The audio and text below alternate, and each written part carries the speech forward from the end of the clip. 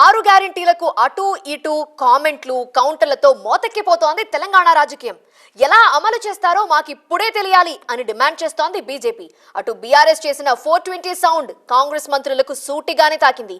అటు తిరిగి ఇటు తిరిగి ఎలక్షన్ కమిషన్ దాకా చేరింది ఈ పంచాయతీ.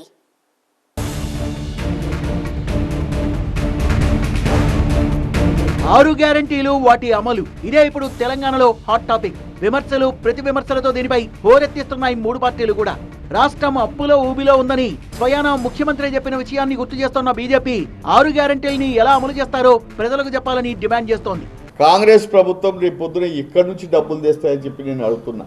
నేనేదో సీఎం అయితే లంక బిందెలు దొరుకుతాయని చెప్పి వచ్చినా, కానీ బోకులు దొరికితే నాకు అని చెప్పి ఆయనే కమిట్ అయిపోయింది. వచ్చి నెలలనే కమిట్ అయిపోయింది. అంటే నాయన నా దగ్గర ఏం లేవు, నా దగ్గర మిగిలింది ఉత్త బోకులే అని చెప్పి ఆయన చెప్పడం జరిగింది. కాంగ్రెస్ 420 పేరుతో బీఆర్ఎస్ విడుదల చేసిన బుక్లెట్ తో ఈ అంశం మరింతగా రాజుకుంది. బీఆర్ఎస్ నేతల అనుచిత వ్యాఖ్యలపై ఎలక్షన్ కమిషన్ కి ఫిర్యాదు చేస్తామంటున్నారు మంత్రులు. టోటల్ గా 420 అనే సౌండ్ చుట్టూ రచ్చ మొదలైంది. ఇప్పుడు మీకు మీరే చెప్పుకుంటున్నారు మేము 420 కానలేము అని. మేము చెప్పలేము. మేము 420 హామీలు ఇచ్చింది కాంగ్రెస్ అని చెప్పాను. మీకుంది 420 అనే భావన, కానీ అది ఎన్నికల కమిషన్కి ఎందుకు తెలుస్తుంది మీరు చెప్పుకుంటే తప్ప. మీకు మీరే చెప్పుకొని బయటపడుతున్నారు. మీ దొంగతనాన్ని మీరు బయట పెట్టుకుంటున్నారు. మీరు ఏంది అనేది మీరే చెప్పుకుంటున్నారు. ఏముంది దాంట్లో 420 సంఖ్య? ఎందుకు భయపడుతున్నారు దాన్ని చూసి? మమ్మల్ని 420 గంటలు అంటారేమో ప్రజలు అన్న భయం మీది. మరి ఇచ్చిన మాట తప్పిన ఏమంటారు? కానీ ఆరు గ్యారెంటీల అమలుపై రాజీ ప్రసక్తే లేదంటోంది కాంగ్రెస్ పార్టీ.